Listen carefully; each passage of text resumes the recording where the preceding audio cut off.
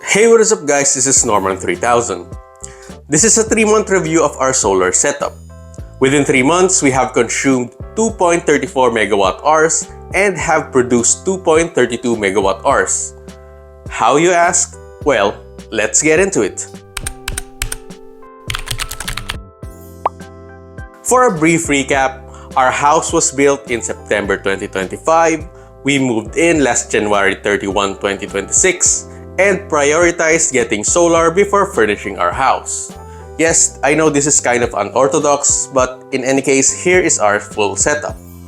We have a 6 kilowatt Die hybrid inverter, a 330 Ah Ginza LiFePo 4 battery, 12 pieces of 610 watts Trina solar panels, and the total cost is about 300k. If you want more details on the first month, check out the review back then.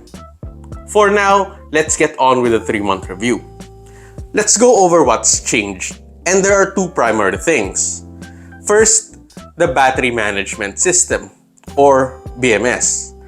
It has been fixed. This was initially misconfigured. The BMS kept saying 0 values, which is indicative of communication issues. A misconfigured BMS does not have a short-term effect, but this does over a long period. If you plan to have solar installed, ensure that the BMS is working and your battery and inverter is properly communicating with each other. The second thing is, by March, we have almost finished adding all the appliances that we need. So since March, this is the point of our typical consumption. The average daily production and consumption is at 20.1 kilowatt hours and 19.4 kilowatt hours respectively. So the total consumption in March, as you can see here, is 602 and the total production is 623. As you can see here as well, we have set our system with these limits. This basically means that we use only 80% of the battery. Once 20% is reached, we pull from the grid. As you can see, between March and the first half of April, we barely import from the grid. By the latter half of April until May 8, we have typically imported about 4 kilowatt hours per day, and we have increased our average production and consumption to about 34 kilowatt hours and 37 kilowatt hours per day respectively, with a total consumption of 1,021 and 976. This jump is because of 3 things. The first one is hotter weather. The hotter weather means we now turn on our office aircon on most days. It is a 0.75 HP call-in aircon, and we also have another 0.5 non-inverter aircon that my niece and nephew use. We achieved this by running a very long line between our house and our in-laws. Last is the induction cooker, which we now have used more frequently.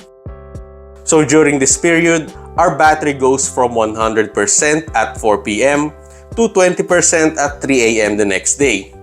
From 3 a.m. to about 7 a.m., we import from the grid, and this is where we consume the 4 kilowatt hour average import per day. Between January 31 up to May 8, there have been 11 blackouts and we have felt none of them. I only knew there was a blackout because the in-laws told us, or our Omada controller went out and it reconnected. With regards to the bill, I am keeping track of this as well. As you can see here, from January 25 to February 24, we consumed 322 kilowatt hours but only paid 320. We should have paid 4,126 without solar. From February 25 to March 24, we consumed about 496 kilowatt hours but only paid 249. We should have paid 6,209 without solar. From March 25 to April 24, we consumed about 985 kilowatt hours. Unfortunately, the meter man mistakenly read our utility meter with 1. It should have been 51. In any case, our bill was only 37 pesos, but we should have paid 12,000 pesos without solar. With this calculation, we created this Excel file that projects the ROI. And we project that by February 2029, we will have reached our ROI. Back in March, the ROI projection was about July 2030. But since we drastically increased our usage, ROI was significantly shortened.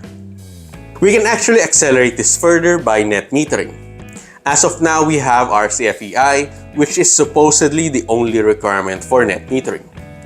Unfortunately, that is not the case for Iselco, as they still needed the following. As of May 10, we have submitted the requirements as of recording of this video. Hopefully, by the next episode, net metering has been applied, so subscribe so you get notified then. So, was it worth it? Again, it has been 3 months. It's still far too early to say that it is. Statistically, it is, especially seeing the ROI projection decreasing. And subjectively, I think it also is. As mentioned in my 1-month review, outages is not uncommon here, and it gets extremely hot with the past week breaking 36 degrees Celsius or 97 degrees Fahrenheit every day. The fact that I don't notice outages and the aircon is open 24/7 feels worth it. Realistically though, it still needs a year or two and further data gathering, especially on rainy season, to give a more solid conclusion. And that's it for now. What will happen after a year? After net metering? During rainy seasons? More videos will come later, so subscribe so you don't miss out. Thanks so much for watching, guys. Consider like, sharing, and subscribing if you found this useful. This has been Norman 3000. See you soon, and enjoy the sun!